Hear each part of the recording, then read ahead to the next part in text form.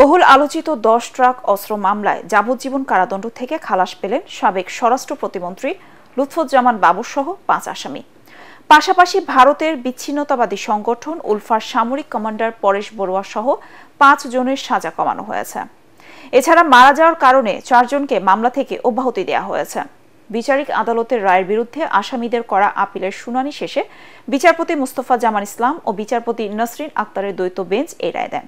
প্রায় 17 বছর পর এখন বাবরের কারামুক্তিতে আর কোনো বাধা নেই বলে জানিয়েছেন আইনজীবীরা। চট্টগ্রামে কর্ণফুলী নদীর তীরে রাষ্ট্রায়ত্ত সার কারখানা Chittagong urea fertiliser limited CUFL এর ঘাট থেকে 2004 সালের 1 এপ্রিল আটক করা হয় 10 ট্রাক অস্ত্রের বিশাল চালান। এ নিয়ে কর্ণফুলী থানায় অস্ত্র আইন ও বিশেষ ক্ষমতা আইনে চোরাচালানের অভিযোগ এনে আলাদা দুটি মামলা হয়। বিশেষ ক্ষমতা আইনের অস্ত্র চোরাচালানের মামলায় গত 18 ডিসেম্বর মৃত্যুদণ্ড পাওয়া 14 আসামির মধ্যে সাবেক স্বরাষ্ট্র প্রতিমন্ত্রী লুৎফুজ্জামান বাবর সহ 6 জনকে খালাস দেয় হাইকোর্ট। অস্ত্র আইনে দায়ের করা অপর মামলার আপিলের শুনানি শেষে মঙ্গলবার যাবজ্জীবন কারাদণ্ডপ্রাপ্ত 14 জনের মধ্যে লুৎফুজ্জামান বাবর সহ 5 জনকে খালাস দিয়েছেন উচ্চ আদালত। 14 জনের সাজার মধ্যে 5 জনকে আজকে বেকসুর খালাস দিয়েছেন, 5 জনের সাজা কমিয়ে দিয়েছেন, আর 4 জন মৃত্যুজনিত কারণে তাদের আপিল অ্যাবেট হয়ে গেছে। রায়ের পরে জনাব লুৎফুজ্জামান বাবরের জেল থেকে মুক্তি পেতে আর কোনো বাধা থাকলো না। কোর্ট বলেছেন আজকেই একটা অ্যাডভান্স অর্ডার সই করে দিবেন। আমি আশা করি আজকেই এই অর্ডার কমিউনিকেটেড হবে এবং দ্রুততম সময়ের মধ্যে তিনি জেল থেকে মুক্তি পাবেন। বাবরের আইনজীবী জানান, রাজনৈতিক প্রতিহিংসার কারণে দ্বিতীয় তদন্তে আসামি করা হয় বাবরকে। তদন্তে ত্রুটি ও সুনির্দিষ্ট স্বাক্ষর প্রমাণ না থাকায় আসামিরা খালাস পেয়েছেন। ওনার বিরুদ্ধে 2টা অভিযোগ এনেছিলেন রাষ্ট্রপক্ষ। একটা অভিযোগে বলেছেন যে ওনার কথায় 5 জন ব্যক্তিকে অ্যারেস্ট করার পরে তাদেরকে ছেড়ে দেওয়া হয়, উনি ইনফ্লুয়েন্স করে ছেড়েছেন, একটা অভিযোগ। দ্বিতীয় অভিযোগ ওনার বিরুদ্ধে আনা হয়েছিল যে তিনি এই মামলার তদন্ত প্রক্রিয়াকে বাধাগ্রস্ত করেছিলেন। এই দুটোর ব্যাপারে এই আদালতের ফাইন্ডিং হলো যে 5 জনকে ওনার ইনফ্লুয়েন্সে ছেড়ে দেওয়া হয় বলেছিল, আমরা রেকর্ড থেকে দেখিয়েছি এই 5 জনই আসলে জেলে ছিল, কাউকেই আসলে ছাড়া হয় নাই। এই মামলায় ভারতের উলফার সামরিক কমান্ডার পরেশ বড়ুয়াকে যাবজ্জীবন থেকে কমিয়ে 14 বছর কারাদণ্ড দেওয়া হয়েছে। 10 বছর করে কারাদণ্ড দেওয়া হয়েছে NSI এর তখনকার পরিচালক অবসরপ্রাপ্ত উইং কমান্ডার শাহাবুদ্দিন আহমেদ, উপপরিচালক অবসরপ্রাপ্ত মেজর লিয়াকত হোসেন সহ 4 জনকে। এছাড়া মারা যাওয়ায় জামাতের আমির মতিউর রহমান নিজামী ও NSI এর সাবেক মহাপরিচালক অবসরপ্রাপ্ত ব্রিগেডিয়ার জেনারেল আব্দুর রহিম সহ 4 জনকে মামলা থেকে অব্যাহতি দিয়েছে হাইকোর্ট। রায়ের পর উল্লাস করেন বাবরের নির্বাচনী এলাকা নেত্রকোনা 4 আসনের বিএনপি নেতাকর্মীরা। কোনো বাধা থাকলো না। জিয়া অরফানেজ ট্রাস্ট দুর্নীতি মামলায় 10 বছরের সাজার বিরুদ্ধে বিএনপি চেয়ারপারসন বেগম খালেদা জিয়ার করা আপিলের রায় কাল।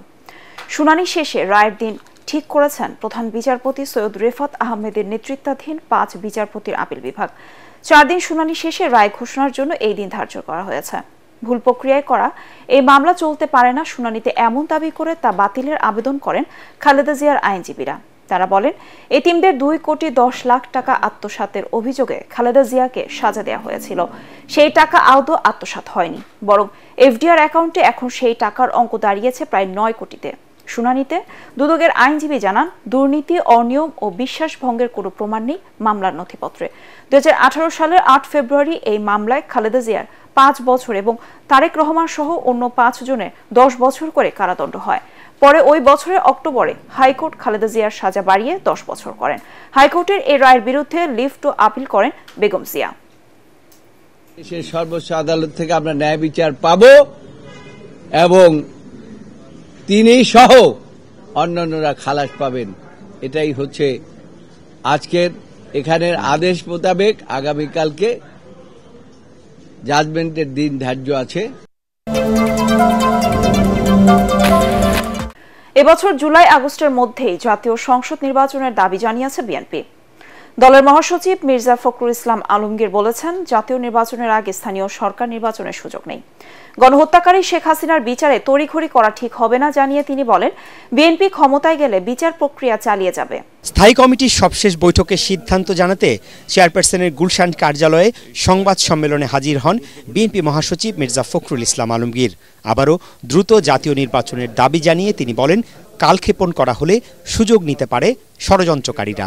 আমরা মনে করি যে এই বছরই মাঝামাঝি সময় অর্থাৎ আপনার জুলাই আগস্ট এর মধ্যেই নির্বাচন সম্ভব। নির্বাচন কমিশন গঠন হয়ে গেছে, স্টেবিলিটি এসছে আপনার গভর্নেন্সের মধ্যে, গভর্নমেন্টের মধ্যে। নির্বাচন সংস্কার সংক্রান্ত যে কমিটি সেটার মধ্যে রিপোর্ট এসে যাবে। সুতরাং আমার মনে হয় না যে এটা আমরা আরও বিলম্বিত করার প্রয়োজন আছে, কারণ যত বিলম্ব হচ্ছে ততই রাজনৈতিক এবং অর্থনৈতিক সংকট আরও বৃদ্ধি পাচ্ছে। জাতীয় নির্বাচনের আগে স্থানীয় সরকার নির্বাচন আয়োজনের বিরোধিতা করেন বিএনপি মহাসচিব। বিএনপি জামাতের মধ্যে কোনো টানাপোড়েন নেই বলেও দাবি করেন তিনি। এরকম একটা ক্রিটিক্যাল মোমেন্টে জাতীয় সংসদ নির্বাচন ছাড়া অন্য নির্বাচন করার চিন্তাটা আসে কোত্থেকে? জাতীয় সংসদ নির্বাচনের পূর্বে স্থানীয় সরকার নির্বাচনের কোনো প্রশ্নই ওঠে না, কারণ এখন তো ফোকাসটা পুরো দেশের, পুরো জাতির হচ্ছে আপনার এই জাতীয় সংসদ নির্বাচনের উপরে, এবং ক্রাইসিসটা ওই জায়গাতেই। একদম তৃণমূলের যে লোকাল গভর্নমেন্ট সেটা তো হচ্ছে ইউনিয়ন পরিষদ, তো সেই ইউনিয়ন পরিষদ যদি বাতিলই না করা হয়ে থাকে তাহলে সেখানে নির্বাচন কিভাবে? রাজনৈতিক সরকার ক্ষমতায় এলে গণহত্যাকারী শেখ হাসিনার বিচার প্রক্রিয়া বাধাগ্রস্ত হতে পারে এমন আশঙ্কা উড়িয়ে দিয়ে তিনি বলেন, কৃতকর্মের জন্য আওয়ামী লীগকে অবশ্যই শাস্তি পেতে হবে। আমরা এবং জামাতে ইসলাম সবচেয়ে বেশি এফেক্টেড হয়েছি, আমাদের উপরে তো অত্যাচারটা সবচেয়ে বেশি হয়েছে। তা আমরা ফ্যাসিস্টদের বিচার করবো না তো কে বিচার করবে? আর যদি আমরা ক্ষমতায় আসি কে করবে? আর যেটা শুরু হয়েছে এখান থেকে সরে যাওয়ার কারো কোনো উপায় নেই, অবশ্যই বিচার হবে, কিন্তু আবার বিচার তড়িঘড়িও করা যাবে না। তড়িঘড়ি করলে এই বিচার কিন্তু প্রশ্নবিদ্ধ হয়ে যাবে। সংবাদ সম্মেলনে নিত্যপণ্য ও সেবার উপর ভ্যাট ট্যাক্স বাড়ানোর সমালোচনা করেন মির্জা ফখরুল। তিনি জানান, সীমান্তে ভারতের কাঁটাতারের বেড়া নির্মাণ নিয়ে অন্তর্বর্তী সরকারের কঠোর অবস্থানকে সমর্থন করে তার দল। 250-টিরও বেশি ডিজাইন অপশন নিয়ে ওয়ালটন স্মার্ট ফ্রিজ, বোঝে আপনার প্রয়োজন।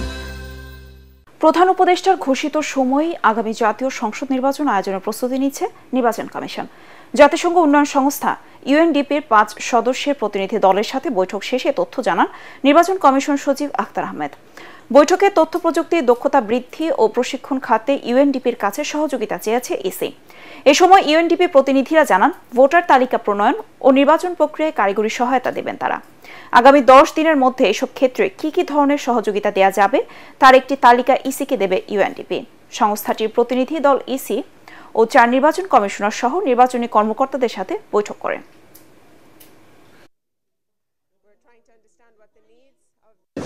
সহযোগিতাটা হচ্ছে আপনার টেকনোলজিক্যাল এবং আমাদের হার্ডওয়্যার সফটওয়্যার যে অ্যাসপেক্টটা, এবং প্রশিক্ষণ যত আমরা যে এক্সচেঞ্জ অফ আইডিয়াস হতে পারে, আমাদের ক্যাপাসিটি বিল্ডিং এর হতে পারে, আমাদের কমিউনিকেশন ম্যাটেরিয়াল ডেভেলপমেন্টের হতে পারে। ওনাদের এসডিজির কিছু গোল আছে, সেটার আলোকে ওনারা আমাদেরকে কতটুকু দিতে পারবেন সেটা ওনারাই কিন্তু বলতে পারবেন। সাবেক প্রধানমন্ত্রী শেখ হাসিনা ও তার পরিবারের পূর্বাচলের 6টি প্লট বাতিল হচ্ছে। দুদক বলছে, জালিয়াতি করে এসব প্লট নিয়েছিলেন তারা। এই অভিযোগে শেখ হাসিনা ও তার ছেলে জয়ের বিরুদ্ধে আরও একটি মামলা করেছে কমিশন। দুদক মহাপরিচালক জানান, জয়ের বিরুদ্ধে অর্থ পাচার ও বিলাসবহুল গাড়ির বিষয়ে মার্কিন গোয়েন্দা সংস্থা এফবিআই এর প্রতিবেদন খতিয়ে দেখা হবে। আওয়ামী লীগ সরকার পতনের পর বেরিয়ে আসছে শেখ হাসিনা ও তার পরিবারের বিভিন্ন অনিয়মের চিত্র। দুদক বলছে, তথ্য গোপন করে তারা পূর্বাচলের কূটনৈতিক জোনে 10 কাঠা করে 6টি প্লট নেন। যদিও রাজুকের শর্ত ছিল, ঢাকায় বাড়ি কিংবা প্লট থাকলে পূর্বাচলে কেউ বরাদ্দ পাবে না, কিন্তু তাদের বেলায় এসব মানা হয়নি। এই অভিযোগে শেখ হাসিনা ও তার ছেলে জয়সহ জড়িতদের বিরুদ্ধে আরও একটি মামলা করেছে দুদক। জনাব শেখ হাসিনা, সাবেক প্রধানমন্ত্রী সজীব আহমেদ ওয়াজেদ জয় রাজুকের এখতিয়ারাধীন এলাকায় বাড়ি বা ফ্ল্যাট বা আবাসনের সুবিধা থাকার পরও তা হলফনামায় গোপন করে পূর্বাচল নতুন শহর প্রকল্পের অতি গুরুত্বপূর্ণ কূটনৈতিক এলাকায় একটি 10 কাঠার প্লট বরাদ্দের ক্ষেত্রে এর বিধান লঙ্ঘন করা হয়েছে মর্মে প্রাথমিকভাবে প্রমাণিত হয়েছে। তদন্তকারী কর্মকর্তা যে কার্যক্রম গ্রহণ করা প্রয়োজন মনে করবেন তাদেরকে আইনি সেই ক্ষমতা দেওয়া আছে। প্লট জালিয়াতির অনুসন্ধান শুরুর 2 সপ্তাহের মধ্যে শেখ হাসিনা ও তার পরিবারের সদস্যদের বিরুদ্ধে মামলা হয়েছে। তাদের আত্মপক্ষ সমর্থনের সুযোগ দেওয়া হয়নি বলে অভিযোগ উঠেছে। তবে দুদক মহাপরিচালকের দাবি, আইন মেনেই সবকিছু করা হয়েছে। আমাদের যে অনুসন্ধান দল রয়েছে আপনারা জানেন তারা অক্লান্ত পরিশ্রম করেছেন, যে সমস্ত দালিলিক প্রমাণাদি তারা সংগ্রহ করেছেন এবং সেই কার্যক্রমটা সম্পন্ন করে দ্রুততম সময়ের মধ্যে তারা চেষ্টা করেছেন যে অনুসন্ধান প্রতিবেদন দাখিল করার জন্য। তাদের বর্তমান এবং স্থায়ী ঠিকানায় আমাদের অনুসন্ধান দল গিয়েছেন এবং তাদের বক্তব্য সংগ্রহের জন্য, এবং তারা পলাতক থাকায় তাদেরকে তাদের বক্তব্য নেয়ার সম্ভব হয়নি। শেখ হাসিনার ছেলে সজীব ওয়াজেদ জয়ের দুর্নীতি নিয়ে বিভিন্ন সংবাদ মাধ্যম খবর প্রকাশ করেছে, যেখানে বলা হয়েছে মার্কিন গোয়েন্দা সংস্থা FBI তদন্ত করে জয়ের 8টি বিলাসবহুল গাড়ি, 3.5 কোটি টাকা পাচার ও বিভিন্ন প্রতিষ্ঠানের সাথে সম্পৃক্ত থাকার তথ্য মিলেছে। এ সংক্রান্ত FBI-এর নথি পেলে দুদক ব্যবস্থা নেবে বলে জানান সংস্থাটির মহাপরিচালক। বিভিন্ন গণমাধ্যমে এসেছে, সেটা আমি দেখেছি এবং এই সংক্রান্তে কোনো সিদ্ধান্ত গৃহীত হলে আমরা অবশ্যই আপনাদের সাথে শেয়ার করব। তবে দুর্নীতির অভিযোগ অস্বীকার করে এটাকে ইউনূস সরকারের কুৎসা রটনা বলে ফেসবুকে লিখেছেন সজীব ওয়াজেদ জয়। ওই প্রতিবেদনকে ভুয়া বলেও দাবি তার। জানান 3 বছর আগে তার স্ত্রী ক্রিস্টিনের সাথে বিচ্ছেদ হয়ে গেছে। বাংলাদেশ ব্যাংকের সাবেক ডেপুটি গভর্নর SK সুরকে গ্রেফতার করেছে দুর্নীতি দমন কমিশন দুদক।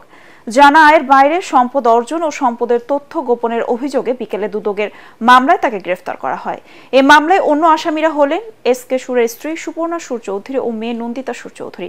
অভিযোগ রয়েছে SK সুর বাংলাদেশ ব্যাংকের ডেপুটি গভর্নর থাকাকালে আলোচিত NRB গ্লোবাল ব্যাংকের সাবেক ব্যবস্থাপনা পরিচালক PK হালদারের ঋণ কেলেঙ্কারির ঘটনায় সহযোগিতা করেছেন ও সুবিধা নিয়েছেন। বিনিয়োগ সংস্থাগুলোকে এক ছাতার নিচে আনার নির্দেশ দিয়েছেন প্রধান উপদেষ্টা ডক্টর মোহাম্মদ ইউনূস। তিনি বলেন, বিদেশি বিনিয়োগ আকর্ষণের প্রচার সংস্থাগুলোকে এক ছাতার নিচে আনতে হবে। একই সাথে কোরিয়ান রফতানি প্রক্রিয়াজাতকরণ অঞ্চল KEPZ-এর জমি অধিগ্রহণ সমস্যা আগামী মাসের প্রথম সপ্তাহের মধ্যে সমাধান করা হবে বলে জানান প্রধান উপদেষ্টা। রাষ্ট্রীয় অতিথি ভবন যমুনায় ইয়াংউ কর্পোরেশনের চেয়ারম্যান কিয়াক সুং এবং কোরিয়ান শীর্ষস্থানীয় বিদেশি বিনিয়োগকারীরা প্রধান উপদেষ্টার সাথে সাক্ষাৎ করতে আসলে তিনি এসব কথা বলেন। এ সময় বাংলাদেশে বিনিয়োগের পরিবেশ সৃষ্টির জন্য চলমান অবস্থার উন্নতি করার আহ্বান জানান কোরিয়ান ব্যবসায়ীরা। ডক্টর মোহাম্মদ ইউনূস বলেন, বিনিয়োগের ক্ষেত্রে বাংলাদেশের সবার জন্য একটি মডেল হয়ে উঠুক সেই লক্ষ্যে কাজ করছে তার সরকার। আগামীতে যারা ক্ষমতায় আসবে তারা তরুণ প্রজন্মের ভাষা বুঝতে ব্যর্থ হলে আওয়ামী লীগের মতোই তাদের পরিণতি হবে বলে মন্তব্য করেছেন বৈষম্য বিরোধী ছাত্র আন্দোলনের আহ্বায়ক হাসনাত আব্দুল্লাহ। নারায়ণগঞ্জের চাষারায় জুলাই বিপ্লবের ঘোষণাপত্রের দাবিতে গণসংযোগ কর্মসূচিতে পথসভায় তিনি কথা বলেন। আওয়ামী লীগ ছাড়া আগামী নির্বাচন অংশগ্রহণমূলক হবে না, যারা এমনটা বলছেন তারা ফ্যাসিবাদের ইন্ধনদাতা বলে মন্তব্য করেন ছাত্র আন্দোলনের এই নেতা। জুলাই বিপ্লবের ঘোষণাপত্রের দাবিতে গণসংযোগ কর্মসূচির অংশ হিসেবে নারায়ণগঞ্জের চাষারার কেন্দ্রীয় শহীদ মিনারে লিফলেট বিতরণ, গণসংযোগ ও পথসভা করে বৈষম্য বিরোধী ছাত্র আন্দোলন ও জাতীয় নাগরিক কমিটি। আওয়ামী লীগের রাজনীতি প্রসঙ্গে হাসনাত আব্দুল্লাহ বলেন, আওয়ামী লীগ পুনর্বাসিত হবে কিনা তা এখন প্রাসঙ্গিক বিষয় নয়, বরং আওয়ামী লীগের ওয়ার্ড থেকে শুরু করে কেন্দ্র পর্যন্ত প্রত্যেক নেতাকর্মীকে বিচারের আওতায় আনতে হবে। তারা আবার নতুন করে আওয়ামী রাজনীতির পুনর্লিখন করতে যাচ্ছেন।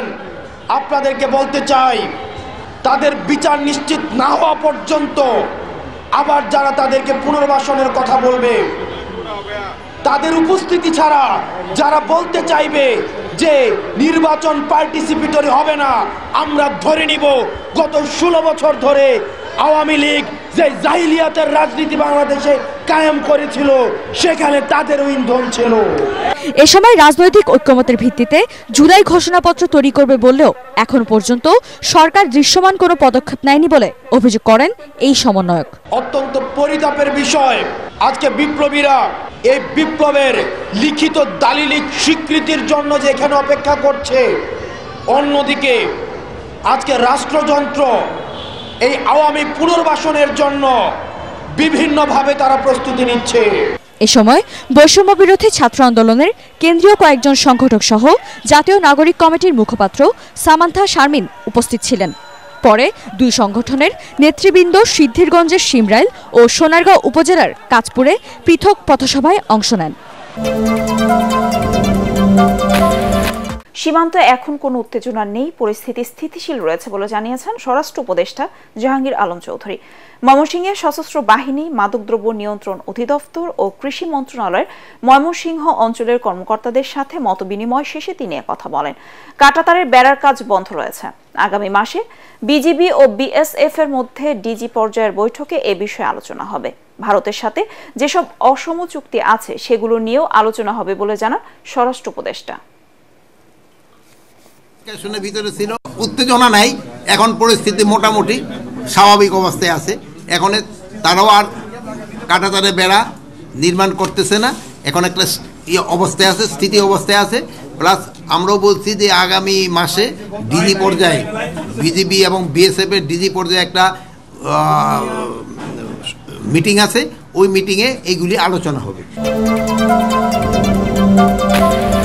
পিলখানা হত্যাকাণ্ডে সাবেক প্রধানমন্ত্রী শেখ হাসিনা ও তার সরকারের চক্রান্ত ছিল বলে মন্তব্য করেছেন আন্তর্জাতিক খ্যাতিসম্পন্ন আলোকচিত্রী শহীদুল আলম।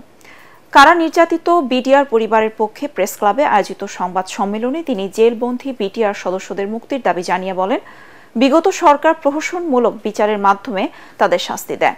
সংবাদ সম্মেলনে বৈষম্য বিরোধী ছাত্র আন্দোলনের সমন্বয়ক মাহির সরকার রায় বাতিল করে কারাবন্দী সকল বিডিআর জওয়ানকে মুক্তি দিয়ে প্রকৃত খুনিদের শাস্তির দাবি জানান। বাংলাদেশের স্বাধীনতা এবং সার্বভৌমত্ব বিরোধী যেই পিলখানা হত্যাকাণ্ডের রায় হাসিনার সময়ে দেখেছি, সেই রায় যেন বাতিল করা হয়। নতুন বাংলাদেশের স্বপ্ন আমরা দেখি, সেই বাংলাদেশে এই ধরনের অবিচার কখনোই হবে না এবং সকল বিডিআর যাদের প্রতি অন্যায় অবিচারে এইভাবে রাখা হয়েছে তাদেরকে মুক্ত করা হবে, তারপরে একটা সুষ্ঠু তদন্ত হবে। বাংলাদেশ থেকে আরো দক্ষ ও আধা দক্ষ জনশক্তি নিতে কুয়েতের প্রতি আহ্বান জানিয়েছেন রাষ্ট্রপতি মোহাম্মদ শাহাবুদ্দিন। দেশটির নবনিযুক্ত রাষ্ট্রদূত আলী থুনায়েম আব্দুল ওহাব হামাদাহ বঙ্গভবনে রাষ্ট্রপতির কাছে পরিচয়পত্র পেশ করলে এ আহ্বান জানান তিনি। বর্তমানে কুয়েতে প্রায় 3.5 লাখ বাংলাদেশি শ্রমিক কর্মরত রয়েছেন। এ সময় অবকাঠামো উন্নয়ন, জাহাজ নির্মাণ ও জ্বালানি সহ বিভিন্ন খাতে বিনিয়োগ করতে কুয়েতের বিনিয়োগকারীদের প্রতি আহ্বান জানান রাষ্ট্রপতি। তার আশা, আগামীতে দুদেশের মধ্যে সহযোগিতার নতুন ক্ষেত্র তৈরি হবে। এছাড়াও অর্থনৈতিক উন্নয়নে Kuwait fund for Arab economic ডেভেলপমেন্টের সহযোগিতা ও মিয়ানমারের রোহিঙ্গা শরণার্থী ইস্যুটি প্রাধান্য পায় আলোচনায়। এর আগে রাষ্ট্রপতির কাছে পরিচয়পত্র তুলে দেন কসোভোর নতুন রাষ্ট্রদূত লালজিম প্লানা। তাকে স্বাগত জানিয়ে বাংলাদেশ থেকে তৈরি পোশাক, ওষুধ সহ আন্তর্জাতিক মানের বিভিন্ন পণ্যের আমদানি বাড়াতে উদ্যোগ নেওয়ার আহ্বান জানান রাষ্ট্রপতি। সুনামগঞ্জের আওয়ামী লীগের সাবেক এমপি মোয়াজ্জেম হোসেন রতনের অবৈধ সম্পদের খোঁজে মাঠে নেমেছে দুর্নীতি দমন কমিশন দুদক। এরই মধ্যে তার হাওর বিলাস ও পায়েল ভিউ নামের দুটি বাড়ি ও তাহিরপুর উপজেলায় বরছড়া, চারাগাঁও সহ নানা এলাকায় চাঁদাবাজির বিষয়ে খোঁজখবর নিচ্ছেন কর্মকর্তারা। স্থানীয়রা বলছেন, এমপি হওয়ার পর রতন লুটপাট, চাঁদাবাজি করা হয়েছে, কোটি কোটি টাকার মালিক। আওয়ামী লীগের এমপি হয়ে আলাদিনের চেরাগ পেয়েছিলেন সুনামগঞ্জ 1 আসনের সাবেক সংসদ সদস্য মোয়াজ্জেম হোসেন রতন। সরকারি ভূমি ও নিরীহ মানুষের জমি দখল, চাঁদাবাজি করে গড়েছেন সম্পদের পাহাড়। স্থানীয়রা জানান, নিজের গ্রাম ধর্মপাশায় 10 কোটি টাকা খরচ করে বিলাসবহুল বাড়ি হাওর বাংলা তৈরি করেছিলেন রতন। এছাড়া সুনামগঞ্জ শহরের মল্লিকপুরে জেলা পুলিশ লাইন্স এলাকায় কিনেছেন কোটি টাকার বাড়ি পায়েল ভিউ। কানাডায় সম্পদ গড়েছেন এমন আলোচনাও আছে তার এলাকায়। নির্বাচনী হলফনামায় সম্পদের তথ্য গোপনের অভিযোগ রয়েছে তার বিরুদ্ধে। বছরের পর বছর এমপি থাকলেও তার নির্বাচনী এলাকায় হয়নি কোনো উন্নয়ন। পরিবর্তিত রাজনৈতিক পরিস্থিতিতে এখন সাবেক এই এমপির নানা অনিয়মের কথা ঘুরছে তার নির্বাচনী এলাকার মানুষের মুখে মুখে। পার্শ্ববর্তী জায়গায় তখনকার সাবেক এমপি মোয়াজ্জেম হোসেন রতন একটা স্কুল শুরু করে আমাদের এই জায়গাটা দখলে নেওয়ার জন্য উনি চাপ প্রয়োগ করে। আমাদের ঘর বাড়িগুলো ভাঙবো, আমাদের গাছগাছালিগুলা কাটছে, আমাদের জায়গাতে মাটি ভরাট করছে। রুট ঘাট ভাঙা, রোডের কোনো কাজই করে না, সে কোটিপতি লক্ষ লক্ষ টাকা মারছে। জুয়া, ক্যাসিনো ব্যবসা, ক্ষমতার অপব্যবহার ও অবৈধ সম্পদ অর্জনের অভিযোগে 2020 সালে রতনকে জিজ্ঞাসাবাদ করে দুদক। নিষেধাজ্ঞা জারি হয় তার বিদেশ যাত্রায়ও। পরে ক্ষমতার জোরে এই অভিযোগ থেকে মুক্তি পান রতন। প্রত্যেকটা শুল্ক স্টেশন থেকে উনি চাঁদা নিতেন, বালুর থেকে উনি চাঁদা নিতেন, প্রত্যেক জায়গা থেকেই উনার এরকম একটা চাঁদা দেওয়ার একটা প্রবণতা ছিল। 5 আগস্টে পট পরিবর্তনের পরে আত্মগোপনে গেলেও টেলিফোনে যোগাযোগ করা হলে এসব অভিযোগ অস্বীকার করেন সাবেক এই সংসদ সদস্য। এগুলো তো কতজনে কত কথাই বলবে, তাই না? আবার যখন আওয়ামী লীগ আসবে মাঠে, ও দেখবেন দৌড়ে ফেলা হবে সব। 2008 সাল থেকে 2018 সাল পর্যন্ত আওয়ামী লীগের হয়ে 3 বার সংসদ সদস্যের দায়িত্ব পালন করা রতনের দুর্নীতি অনুসন্ধানে মাঠে নেমেছে দুদক পরিচালক আব্দুল মাজেদের নেতৃত্বে 4 সদস্যের তদন্তকারী দল।